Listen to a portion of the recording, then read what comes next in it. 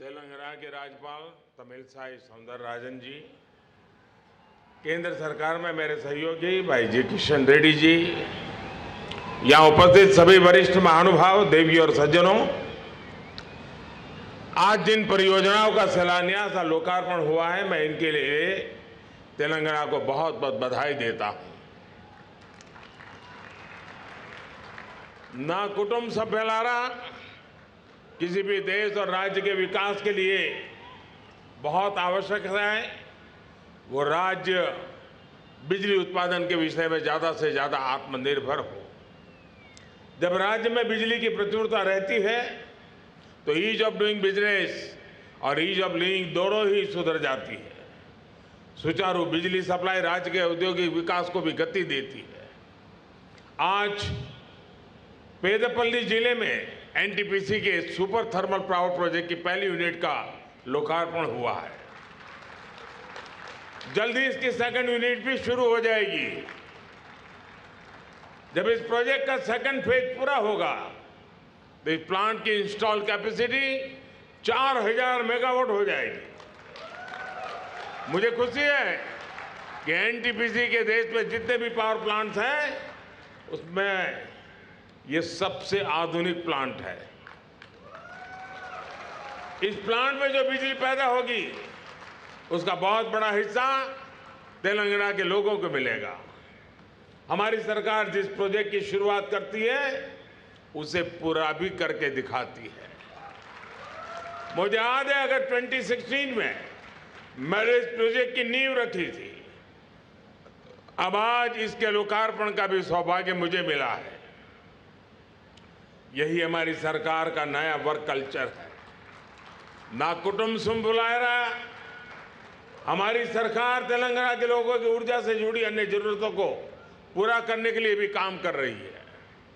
वो दिन पहले ही जब मैं हासन चेरलापल्ली एलपीजी पाइपलाइन का लोकार्पण करने का मुझे अवसर मिला था।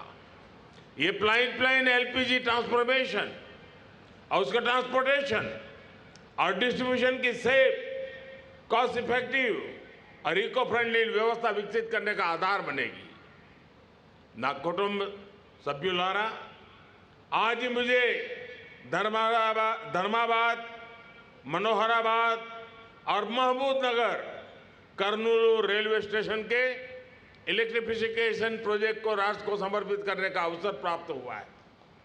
इससे तेलंगाना की कनेक्टिविटी भी बढ़ेगी और साथ ही दोनों ट्रेनों की औसत गति भी बढ़ेगी। भारतीय रेल अगले कुछ महीनों में सभी रेल लाइनों के 100% इलेक्ट्रिफिकेशन का लक्ष्य लेकर के चल रही है। आज ही मनोहराबाद सिद्दीपेट नई रेल लाइन का भी लोकार्पण हुआ है। इससे व्यापार कारोबार को बढ़ावा मिलेगा। 2016 में मुझे इस परियोजना की भी नींव रखने का अवसर मिला था। आज ये काम भी पूरा हो गया है। ना कुटुंब सभ्युलारा, हमारे देश में लंबे समय तक हेल्थ केयर पर सिर्फ समृद्ध लोगों का अधिकार समझा जाता था। बीते 9 वर्षों में हमने इस चुनौती को हल करने के लिए कई कदम उठाए, जैसे स्वास्थ्य सुविधाएं अवेलेबल भी हो, एफोर्डेबल भी हो। भारत सरकार मेडिकल कॉलेजों में और एम्स की संख्या बढ़ा रही है। तेलंगाना के लोग एम्स की बीबी नगर में चल रहे भवन निर्माण का हमारा काम भी देख रहे हैं। जब अस्पताल बड़े हैं तो साथ ही मरीजों का ध्यान रखने के लिए डॉक्टर्स और नर्सेज की संख्या भी बढ़ रही है। ना कुटुंब सभ्युलारा, आज भारत में दुनिया की सबसे बड़ी health assurance scheme Ayushman Bharat चल रही है। इसके कारण सिर्फ तेलंगाना में 70 लाख से अधिक लोगों को 5 लाख रुपए तक का मुफ्त इलाज करवाने की गारंटी मिली है। जन औषधि केंद्रों पर गरीब और मिडिल क्लास को 80% डिस्काउंट पर दवाई दी जा रही है।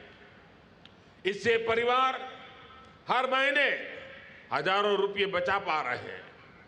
ना कुटुंब सभ्युलारा, हर जिले में अच्छा हेल्थ इंफ्रास्ट्रक्चर हो, इसके लिए हमने प्रधानमंत्री आयुष्मान भारत इंफ्रास्ट्रक्चर मिशन की शुरुआत की है। आज इस मिशन के तहत तेलंगाना के 20 क्रिटिकल केयर ब्लॉक्स का शिलान्यास हुआ है। इन ब्लॉक्स को ऐसे बनाया जाएगा कि इसमें dedicated isolation wards, oxygen supply, infection prevention and control की पूरी व्यवस्था हो।